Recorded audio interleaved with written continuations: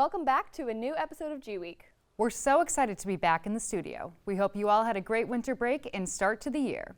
We've recently seen major world updates like the Winter Olympics, tensions between Russia and Ukraine, and the death of the leader of ISIS.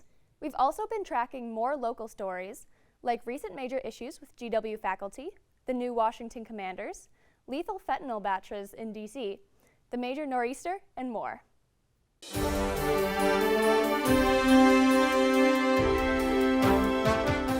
Welcome back to the show. I'm Madeline Taylor. And I'm Morgan Miller. A dangerous batch of fentanyl caused 10 overdoses last month in Washington, D.C., 3 of which resulted in death. This tragedy is just one instance in a national rise in fentanyl overdoses, as reported by several communities across the country. According to the United States Drug Enforcement Administration, the drug can be about 100 times more potent than morphine, as it was initially designed to treat severe pain chronically and post-surgery. When abused, however, the synthetic opioid is incredibly lethal and is often illicitly mixed with other drugs, according to the DEA. The Centers for Disease Control and Prevention reported that overdose deaths involving synthetic opioids as a whole rose 55.6% in 2020 and seemed to be, quote, the primary driver of the increase in total drug overdose deaths, end quote. Other communities outside of D.C. have experienced this trend. As of the beginning of this year, the Kansas Department of Health and Environment reported a 54% increase in drug overdoses in the first half of 2021, likely due to fentanyl. In Iowa, the CDC reported 434 overdose deaths between 2020 and 2021. And as reported by the Iowa Public Radio, 87% of the overdoses in 2021 were caused by fentanyl, according to state health data. 2 GW professors have recently faced allegations regarding incidents of discriminatory behavior in the classroom. Social media posts have circulated among GW students, but the university has yet to release a campus-wide statement about either incident. Lauren Nixon has the story. GW professor Dr. Marie Mata is facing allegations of discriminatory misconduct in the classroom brought to attention by GW junior Liza Malinsky. Malinsky alleged via an Instagram post that Mata violated her accommodations and privacy standards set by both the Americans with Disabilities Act of 1990, or the ADA, and the Health Insurance Portability and Accountability Act of 1996, or HIPAA, when she was asked to leave her class with her service dog Charlie on January 25th. Malinsky documented her exchange with Mata via video, which was included in her January 30th Instagram post about the incident. According to the caption on the post, Malinsky was first, quote, forced to leave her class during the week of January 18th, when GW first transitioned back to in-person instruction. Malinsky said she contacted GW Disability Support Services following the first incident, raising concerns about Mata sharing her private medical information publicly in class without consent. I didn't get aggressive until she called us a liability, and that's when I pulled out the camera, my phone to record, and honestly, it was just really humiliating to be called a liability as just a disabled person just existing. The January 25th incident was the second time that Mata publicly asked Malinsky to leave, and when she refused, GWPD was called to escort her out. I think for me, I was kind of disappointed that nobody kind of helped in that situation, and I think it was so poorly mismanaged, and I know that I'm not the only student that this kind of thing has happened to, this has happened to plenty of students. I'm not the only one. And on top of that, after I had to go back to class with my professor and she didn't even address the situation. And at the end, she made a comment to me once it was me and like 2 other people in the room. She goes, Liza, are we good now? That was so bizarre to me. GWeek reached out to both professors, the GW DSS office, and several members of GW leadership who either declined to comment or did not respond as of Wednesday, February 2nd, when segment production concluded. I think there's a couple of things in my perspective that I think need to happen. I have my friend and teammate, Carly Schaefer, has put out, she started the change petition for me. And the call to action is to have Professor Mata removed. She broke numerous laws in our interactions, and it's just, if our university has these values and they claim to have these values, they need to employ people who withhold or uphold these values. The official GW Instagram account released a story post on Tuesday, February 1st, in support of disabled students and said, quote, "We are actively working to support those who have been impacted." This statement was not sent out in an email to the whole student body, and it is unclear if disciplinary actions will be made against the professors in question. Reporting for GWeek from Washington, D.C., I'm Lauren Nixon. Thanks, Lauren. 18 months after changing its name temporarily to the Washington Football Team, the new name and logo for the Washington, D.C.-based football team has been announced as the Commanders. The team's social media tweeted, quote, "One legacy, one unified future, we are the Commanders," end quote, along with the hashtag Take Command. Fans have long awaited the reveal after controversies surrounding the previous team name. The Presidents, Brigade, Red Hogs, and Red Wolves were among some of the other considerations for the team, but ultimately the Commanders was mutually agreed on. The team used its fan base for ideas through one-on-one talks, online submissions, and media surveys, which resulted in approximately 40,000 submissions and 1,200 different name suggestions. The Washington Commanders owner Dan Snyder stated, quote, "Today's a big day for our team, our fans, a day in which we embark on a new chapter," end quote. But one question remains. Will the new name bring good luck on the field?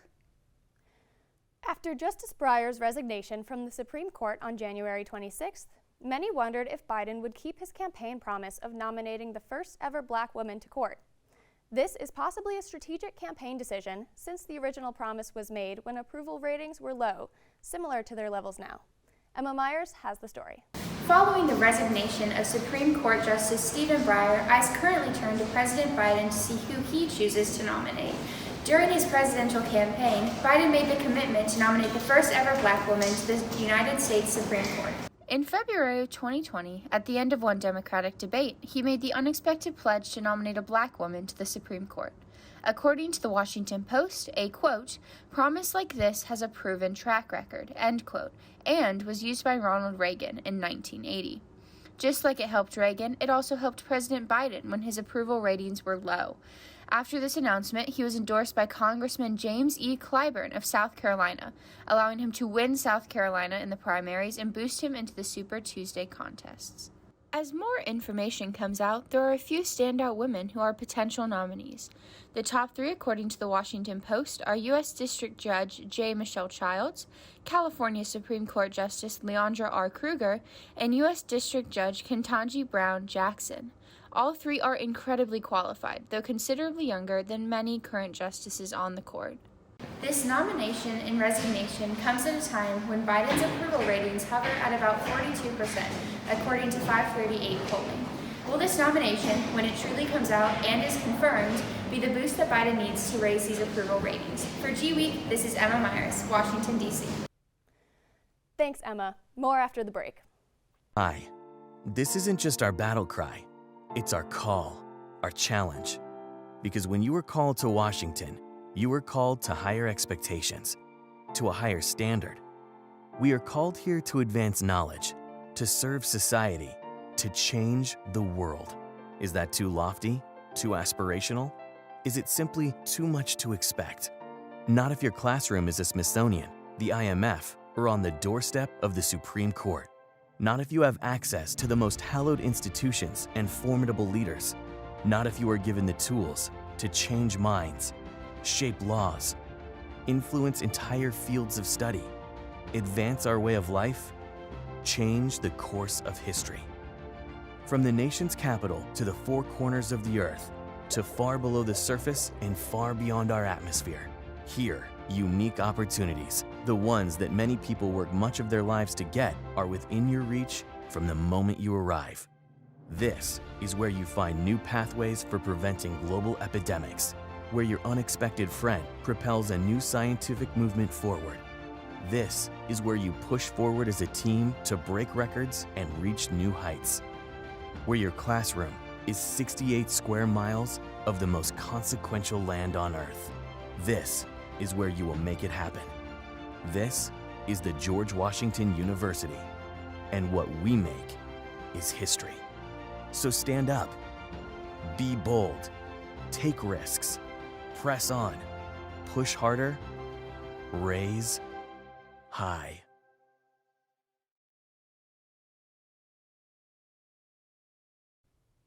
Welcome back. Fears of a nuclear-armed North Korea have once again surfaced amidst a test of the largest ballistic missile by the country since 2017. On Monday, January 24th, it was confirmed that North Korea had launched an intermediate-range ballistic missile which could place U.S. territories like Guam at risk. This test was the largest of 7 tests in January alone. During the previous administration of Donald Trump, North Korea and the U.S. held 3 summits.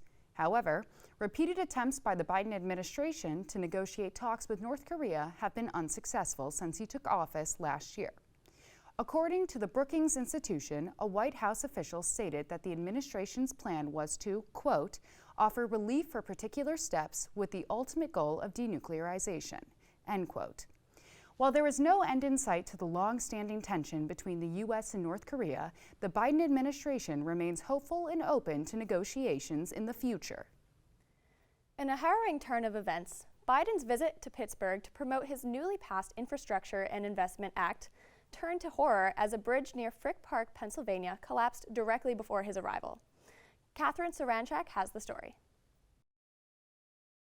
In the early morning of Friday, January 28th, the Fern Hollow Bridge in Pittsburgh, Pennsylvania, collapsed into a snowy ravine near Frick Park. At least 10 individuals sustained non-threatening injuries, according to a hospital spokeswoman at the University of Pittsburgh Medical Center. The cause of the collapse, while not yet confirmed, is thought to be attributed to a lack of necessary maintenance. In the city of Bridges, these poor conditions are unfortunately the norm. According to video footage obtained by The Guardian, Biden spoke to authorities soon after the collapse, giving thanks for their quick response and inquiring about a subsequent gas leak and safety of pedestrians. It is unclear whether the gas leak was a cause of the collapse or a result of the incident. The authorities stated that joggers were present when the bridge collapsed, but none were fatally injured, with one even assisting in the rescue effort. The tragic collapse occurred just hours before President Joe Biden was scheduled to visit the city to discuss $1.2 trillion in infrastructure plan, which would work to rebuild America's roads, bridges, and rails, among other improvements. President Biden, who stopped at the site of the incident before promoting his bipartisan infrastructure law, utilized the collapse as proof of the need to invest in our infrastructure across the nation. This plan will be the largest, most comprehensive investment in American infrastructure since Eisenhower created the Interstate Highway in 1956. In Pennsylvania, there are nearly 3,300 bridges, many of which require the same attention as the Fern Hollow Bridge. Biden's plan allocates roughly $1.6 billion to Pennsylvania bridges alone, which officials like Pittsburgh Mayor Ed Guiney claim will only be a start to a long overhaul process. According to the New York Times, $458 million of this will be needed to fix Pittsburgh's failing bridges. According to the most recent infrastructure report card by the American Society of Civil Engineers, almost 50% of all U.S. bridges are over 50 years old. In addition, almost 50,000 U.S. bridges are deemed in poor condition and structurally deficient. This catastrophe highlights the need for the government to invest in our nation's infrastructure. Congress seems to agree, with the bill gaining support from Republicans and Democrats alike, a rare occurrence in the U.S.'s partisan climate. For GWeek, this is Catherine Stranchek. Thanks, Catherine. Abu Ibrahim al-Hashami al-Qurashi, the head of Islamic State, or ISIS, was killed last Wednesday in a suicide bomb amidst a U.S. counterterrorism raid in Syria, President Biden announced this morning. The leader reportedly blew himself up, killing at least 13 people, including members of his family. The raid was performed by U.S. Special Operations Commandos, which Biden chose to minimize civilian casualties as much as possible. Al-Qurashi was appointed the leader of ISIS in 2019 and chose to keep a low profile, according to the New York Times. In a report following al-Qurashi's death, Biden said, quote, "Last night's operation took a major terrorist leader off the battlefield, and it sent a strong message to terrorists around the world. We will come after you, and we will find you," end quote. We'll see you after the break. Hi, Colonials. Did you know there are hundreds of ways for you to volunteer with GW? Each year, over 1,500 alumni, parents, and friends contribute thousands of hours to make our community stronger. There are countless ways you can volunteer, so it's easy to choose an opportunity that is most meaningful to you, like connecting with students and alumni based on your student involvement, identity, or personal interests. Getting involved with your local alumni network. Mentoring a current student via our online mentoring platform.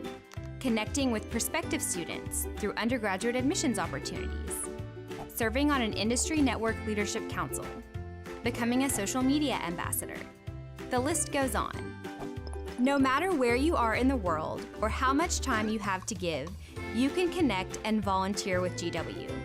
And the best part, it's easy to get involved.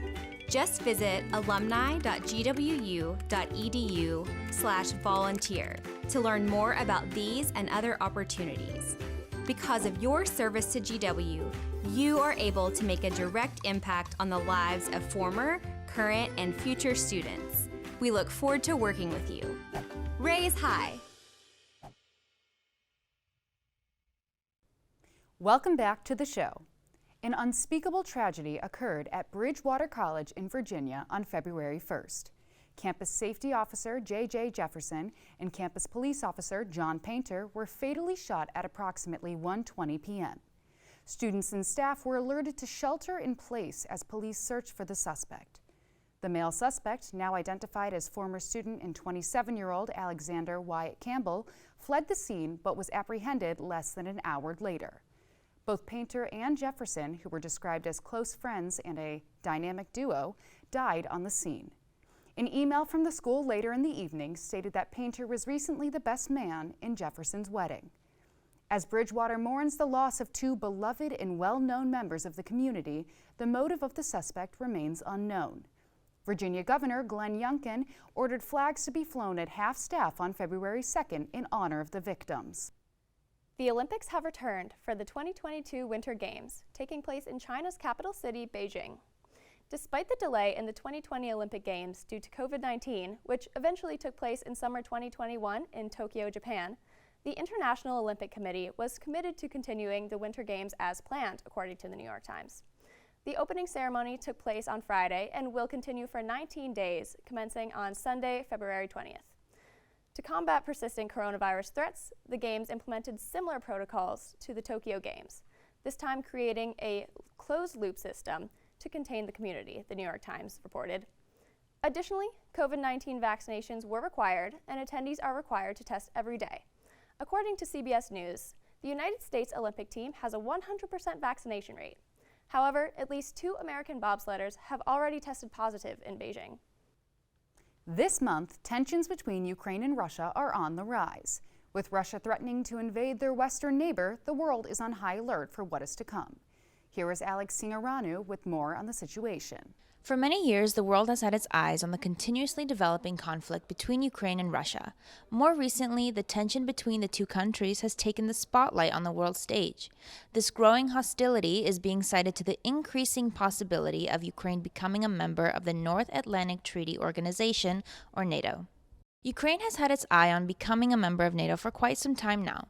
In the late 2000s, NATO showed its first hint of this being a serious possibility in their statement that Ukraine could become a member so long as the nation would abide by the organization's standards.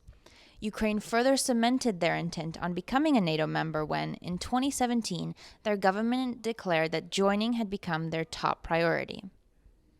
Although today Ukraine has not yet achieved membership status, the possibility is becoming evidently more apparent. In accordance with the Washington Post, quote, Russia sees NATO's growth across Europe and expansion eastward as an existential threat, driving new tensions that echo the older fears NATO was first designed to confront, end quote. NATO members have since announced their intent to support Ukraine should a Russian attack ensue. On February 3rd, U.S. officials held a press conference where they expressed concerns of a Russian attack. We've discussed this idea of false flags by the Russians before. We've made no secret of that. We do have information that the Russians are likely to want to fabricate a pretext for an invasion, which again is right out of their playbook.